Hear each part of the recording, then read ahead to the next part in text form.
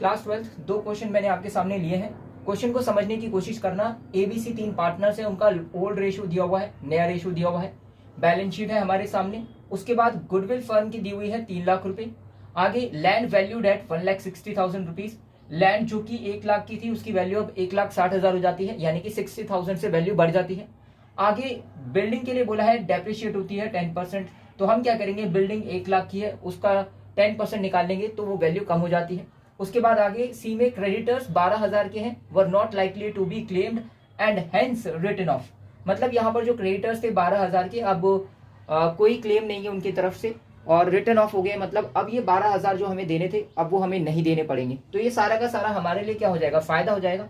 तो हम इसको कहाँ शो करेंगे, जब रिवैल्यूएशन अकाउंट बनाएंगे, क्रेडिट साइड पर।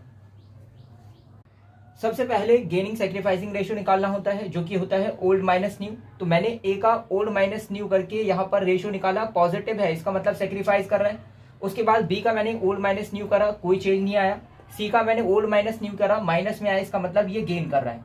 नेक्स्ट क्या करना है, नेक्स्ट गुडविल यहाँ 3 लाख रुपए दी हुई है और सी यहाँ पर गेन कर रहा है, ए सेक्रीफाइस कर रहा है। तो मैं एंट्री क्या पास करूंगा, gaining partner debit to sacrificing partner.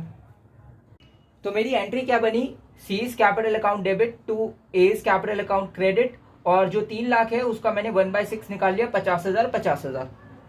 Next हम बनाते हैं रिवैल्यूएशन अकाउंट। असेट बढ़ती है तो हम क्रेडिट साइड पर शो करते हैं, कम होती है तो डेबिट साइड पर।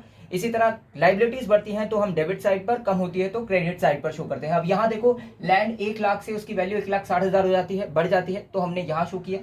सिमिलर बिल्डिंग डेप्रिशिएट होती है 6% से, इसका मतलब बिल्डिंग का हमने 1 लाख का 6% निकाला, 6,000 वैल्यू कम हो गई, हमने यहाँ शो कर दिया।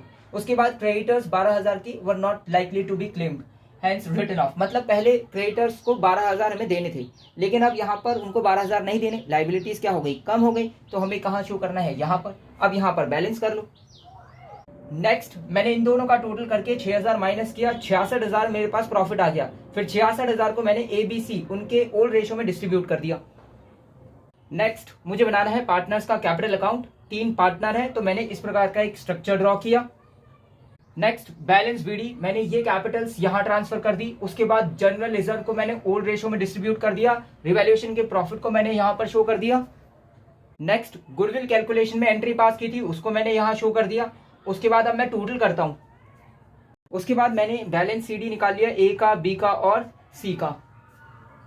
Next balance sheet 1 April 2015। Land and building में चेंज है, चेंज को नोट किया, बाकी सब सेम। क्रेडिटर्स में चेंज है, चेंज को नोट किया, बीपी में कोई चेंज नहीं है। कैपिटल्स का बैलेंस यहां से ट्रांसफर कर दिया, दोनों का टोटल इक्वल।